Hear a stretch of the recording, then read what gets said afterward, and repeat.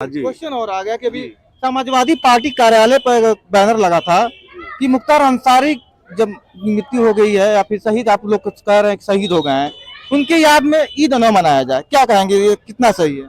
नहीं था। हाँ, गरीबों का मसीहा था। मसीहा के ही जनाजे में उतनी भीड़ होती है, माफिया के जनाजे में भीड़ नहीं होती है। हाँ, कोई भी माफिया रहेगा, आप देख लीजिए, इतिहास उठा के देख लीजिए, किसी माफिया के जनाजे में भीड़ नहीं होती। जो मसीहा होगा गरीबों का, लोगों का, जनता का, उसी के जनाजे में भीड़ होगी। तो नहीं, आरोप लग रहा था कि पहला रमजान साहबुद्दीन साहब गए, दूसरा रमजान एक अतीक साहब है, तीसरा रमजान, क्या लग रहा है घोसी लोकसभा चुनाव में घोसी की जनता क्या कर रही है? घोसी की जनता क्या करी है? तो जो साफ साफ मुख्तार ने ही बयान दिया था कि हमको जहर दिया जा रहा है खाने में। नमस्कार मित्रों, मैं राहुल कनौजिया और आप देख रहे हैं वतन भास्कर। हमारी मौजूदगी है घोसी लोकसभा क्षेत्र में। घोसी लोकसभा क्षेत्र 70 बोला जाता है और इससे पहले घोसी में उपचुनाव भी हुआ था और इंडिया बनाम एनडीए हुआ था, इंडिया जीती थी।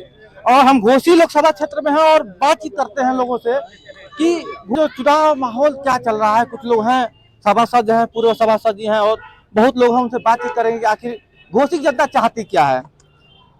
भैया पहले अपना नाम बता देंगे तो? जो हमारा असद नुमानी।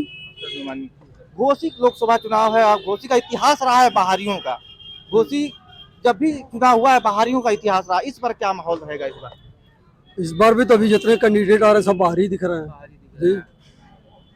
लेकिन घोसी तो कोई ना कोई मन बना ही चुका होगा कि इस बार सांसद कौन है। मन तो बनाना ही है ना, अब चाहे बाहरी है चाहे लोकल है, जो कैंडिडेट आएगा सबको मन बनाना ही है। किसी न किसी को वोट किया ही जाएगा, सही बात है। लेकिन एक बात मैं आपसे पूछना चाहता हूँ, मुख्तार अंसारी से कुछ हम बात कर सकते हैं आपसे? बिल्कुल करिए। मुख्तार अंसारी की जब से मृत्यु हो गई है, समझ जिससे उनके जनाजे में जिस तरह भीड़ उमड़ रही थी, मान लीजिए कि उस जनाजे में बहुत भीड़ उमड़ रही थी, क्या माहौल उनके मरने के बाद कुछ माहौल चेंज लग रहा है? अरे भाई, वो तो बुनकरों गरीबों का मसीहा था। हाँ, गरीबों का मसीहा था। मसीहा के ही जनाजे में उतनी भीड़ होती है, माफिया के जनाजे में भीड़ नहीं होती है। हाँ, कोई भी माफिया रहेगा, आप देख लीजिए, इतिहास उठा के देख लीजिए, किसी माफिया के जनाजे में भीड़ नहीं होती। जो मसीहा होगा गरीबों का, लोगों का, जनता का, उसी के जनाजे में भीड़ होगी। तो नहीं, आरोप लग रहा था कि पहला रमजान साहबुद्दीन साहब गए, दूसरा रमजान एक अतीक साहब है, तीसरा रमजान, क्या लग रहा है घोसी लोकसभा चुनाव में घोसी की जनता क्या कर रही है? घोसी की जनता क्या करी है? तो जो साफ साफ मुख्तार ने ही बयान दिया था कि हमको जहर दिया जा रहा है खाने में, उसी के पुष्टि से सारे लोग देख रहे हैं कि उनको जहर दे के ही मारा गया है। आप कह रहे हैं? जनता कह रही है, मुख्तार खुद कह रहे हैं। अभी अखिलेश यादव जी आए थे गाजीपुर में और उनको लग रहा था कि नहीं, इस तरह भीड़ उनकी जनसलाब बड़ा था उनके कब्रिस्तान में जाकर। तो एमआईएम के जो ओवैसी साहब जी हैं वो भी आए थे, कहीं ना कहीं वोट बांटने के चक्कर में थे। क्या कहेंगे कि वो वोट बढ़ जाएगा क्या इस बार? वोट बांटने के चक्कर में नहीं आते, सारे लोग उनके परिवार की सहानुभूति में आए हुए थे, उनके गम में शरीक होने के लिए आए थे। चाहे अखिलेश जी आए हों, चाहे ओवैसी साहब आए हों, सारे लोग दुख की घड़ी में उनके घर पे आए थे सांत्वना देने के लिए। हमारे साथ पूर्व सभासद से कोई नहीं आया था, बल्कि अखिलेश यादव ने मांग की है कि सुप्रीम कोर्ट के जज से जांच की जाए उनकी, जो मृत्यु हुई है जेल के अंदर।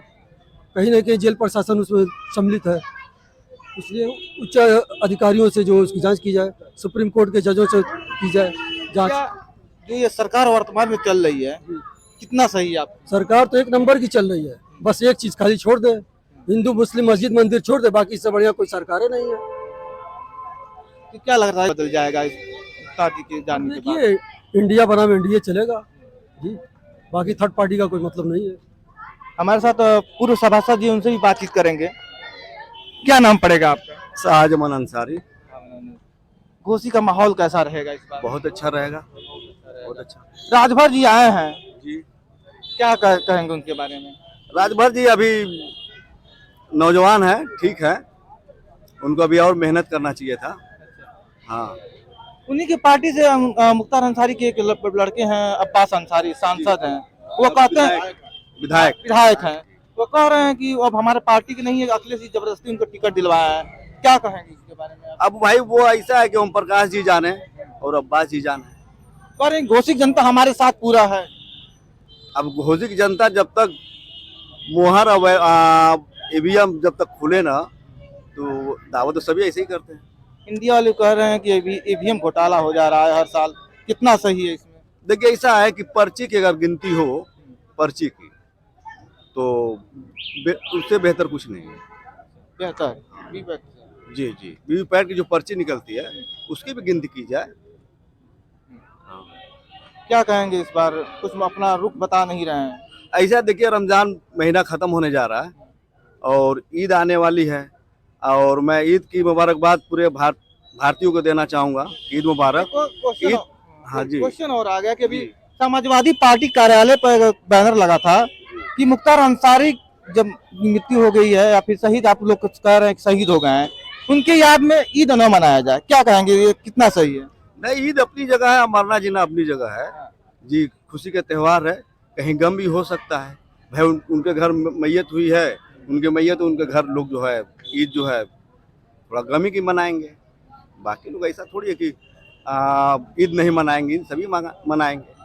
बीएसपी ने अपना कैंडिडेट उतार दिया है। अभी लग रहा था कि बीएसपी की किसी मुस्लिम चेहरे को उतारेगी और समाजवादी पार्टी का खेला बिगाड़ देगी, लेकिन बालकृष्ण चौहान को उतार कर क्या लगता है कि माहौल बिगाड़ दिए कि बना दिए? ऐसा है कि किसी को नुकसान भी होगा, किसी को फायदा भी होगा उनके आने से। ले गए दादा जी उनसे बातचीत करेंगे। क्या नाम पड़ेगा आपका? मोहम्मद अहमद अंसारी।